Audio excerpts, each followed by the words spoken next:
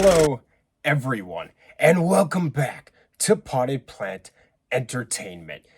Merry Christmas! It's the holiday season, and it feels good. I love Christmas. Christmas has always been.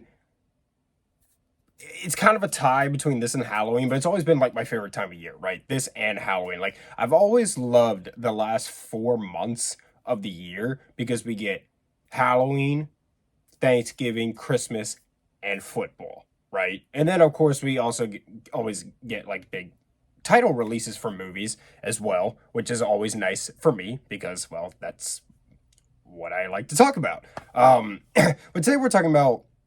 I think this is the oldest movie I've reviewed. No, no, it's not. The oldest movie I ever reviewed on this channel is Gone with the Wind, but this is definitely one of the oldest movies I've ever reviewed on this channel, and that's Frank Capra's American classic, It's a Wonderful Life.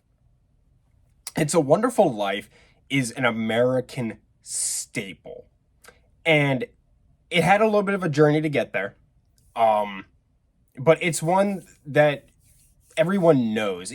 I'm sure a lot of people my age unfortunately haven't seen this because well it's old and yeah, that's it, just because it's old. But everybody knows this movie, right? And it's one of those movies that's always on TV every year. If you're one of those people who still has cable, it's just it's an American classic, and everybody's talked about this movie. I don't know how much I can really say about this movie to contribute anything new. And to be honest with you, I don't think I have anything new to contribute to a review for this film. I feel like pretty much everything that could be said has been said. So I'm probably just going to be reiterating things you've heard about this movie a million times already. But I personally just wanted to say them because I love this movie too. It is truly one of those movies that I feel like everyone should see before they die. I feel like if you're going to make a list of the 100 movies you absolutely have to see before you die, It's a Wonderful Life has to be somewhere on that list because it is just that iconic. I watched this movie for the first time a couple years ago. I believe it was Christmas Day. I believe it was Christmas Day the first time I saw this. And I watched it in black and white. And then today I decided to revisit it and review it. And I watched it in color because now that I have this Blu-ray that I showed you guys a few videos ago, it comes with a bell. There we go. I just gave an angel his wings. It comes with this cool booklet. And it comes with the colorized and black and white versions. Well, I've already seen in black and white, so I was like, hey, I'll watch it in color. So I did. I rewatched it today on Blu-ray in color. Very, very nice transfer, by the way. It looks great. And I think I like it slightly better than I did the first time. Yeah, it really is a great film. And I just felt like talking about this. So let's get into it. So A Wonderful Life came out in 1946 and stars James Stewart, Donna Reed, and Lionel Barrymore, and it was directed by Frank Capra. Frank Capra was a big director at the time. He's been dead for like a long time now, but at the time he was a very big name in Hollywood. And this was his favorite movie that he ever made. And it's easy to see why. This movie has it just sticks with you, but in a good. So It's a Wonderful Life is about a guy who grows up in this small town called Bedford Falls. And he's got all these hopes and dreams and aspirations of going out and getting rich and traveling and just getting out of this dusty old town.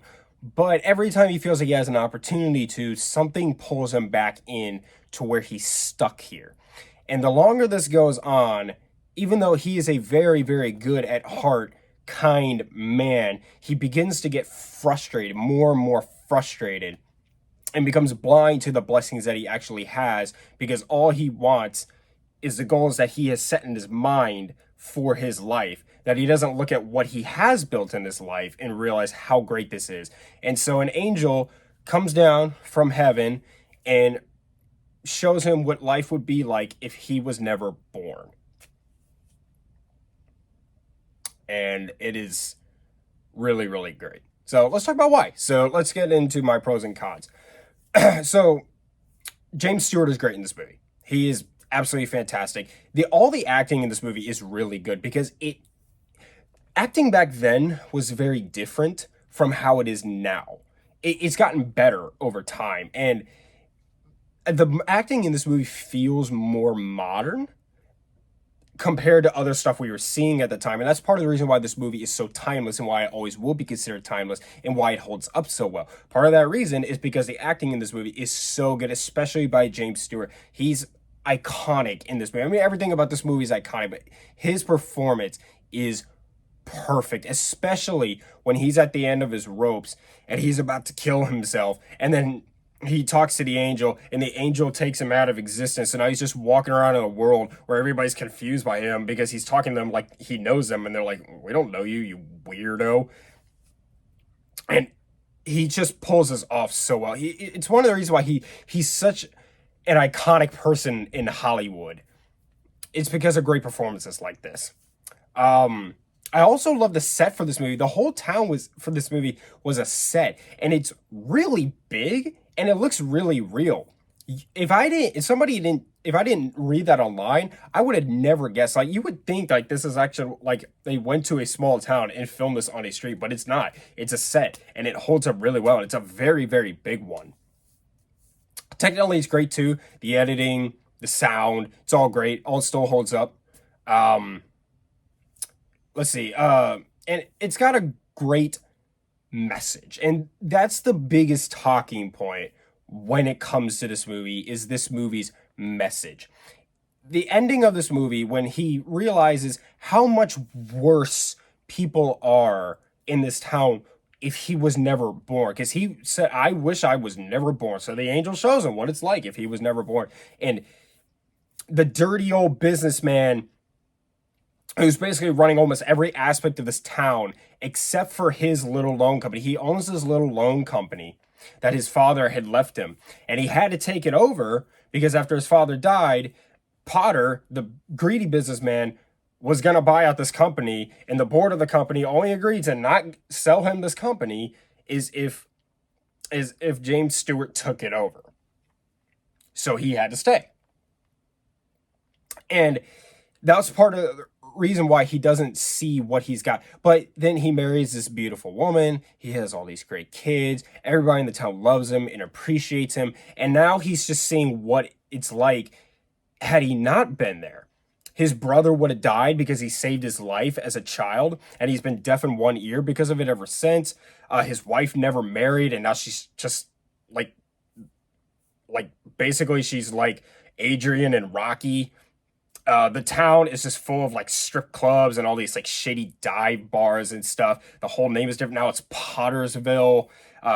The bartender that he knows is now this like really big jerk. The old man who gave him a job as a child is now pretty much homeless and a beggar. All these people's lives are so much different. It's so much worse because he wasn't there. And once he finally sees this and begins to understand this, now he appreciates what he has, and the fact that he's really meant to be here in this small town because he has such a positive impact on them that these people really need him. And he gets it now. And he gets that he has a beautiful wife, and he has wonderful children, and he has a good job. It doesn't pay a whole lot, but it's enough.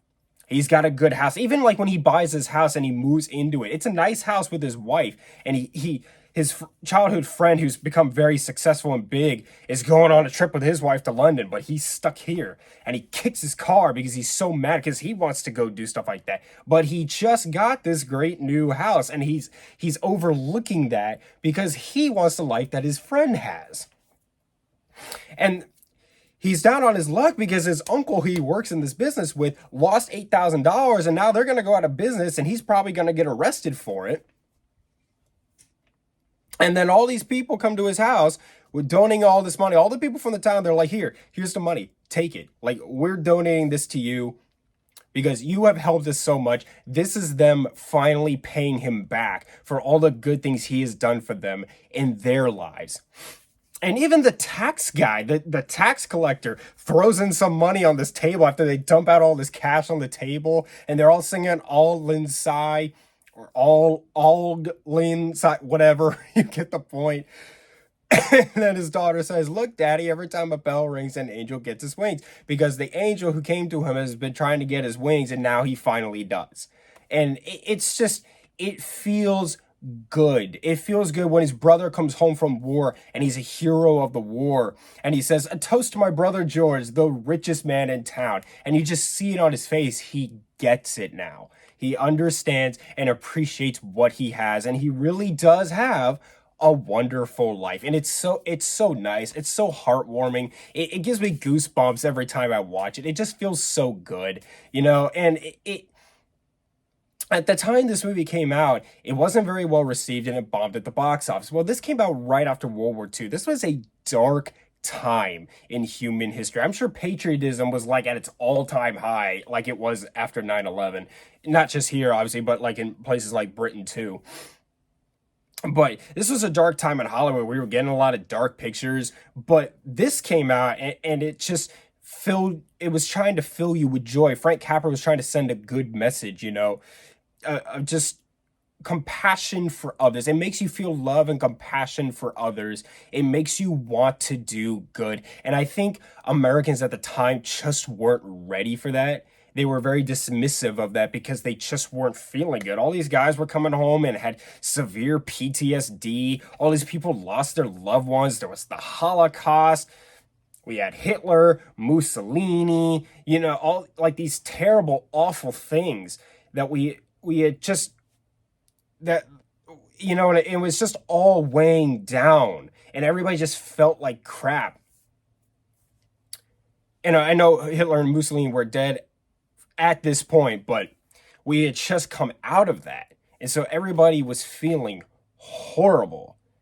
And Frank Capra was trying to send a message that I feel like Americans probably just weren't ready for. So over time, this started to build a following, and people began to appreciate this film more. Um, and it really is just a very special movie, um, that I'm grateful for.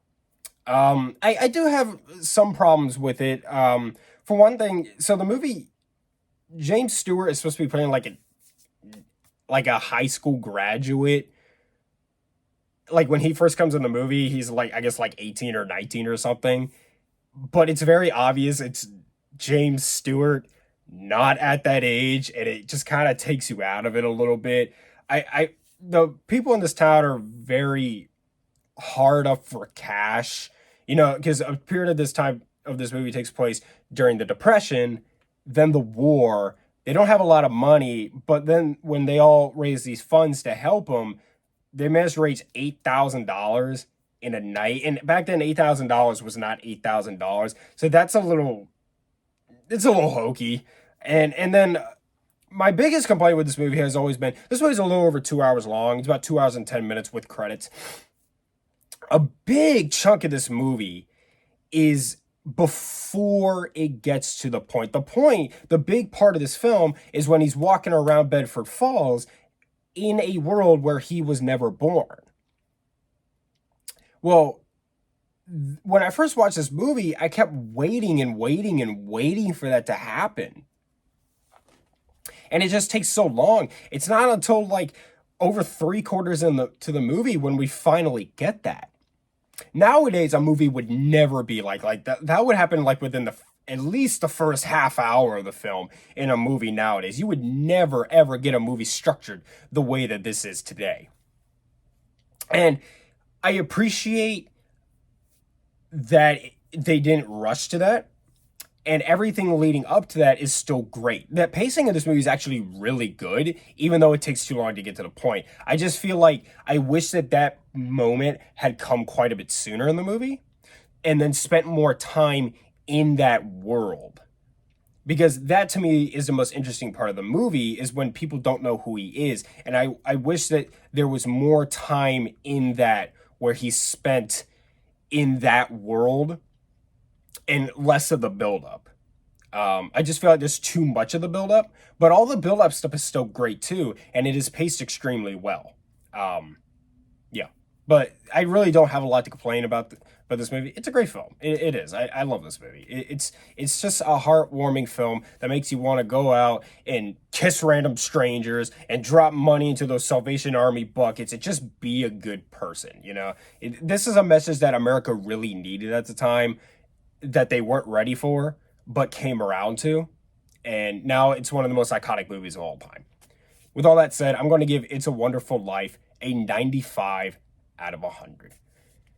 And that's my Christmas special for this year. Got more content coming soon. I'll do my most anticipated movies of 2024, and I have a surprise review coming for you guys as well. That might come in 2024, not quite sure yet, but it's coming. That's it. Thank you so much for watching. Subscribe to Pod Planetarium for more. Hit the like button. Leave me a review suggestions in the comments down below. And Merry Christmas, Happy Holidays, whatever you celebrate. I'm in the spirit. Look, I got Buddy the Elf on my pants. See? So, a toast to you. Like my mug. Toast to you. Merry Christmas. No.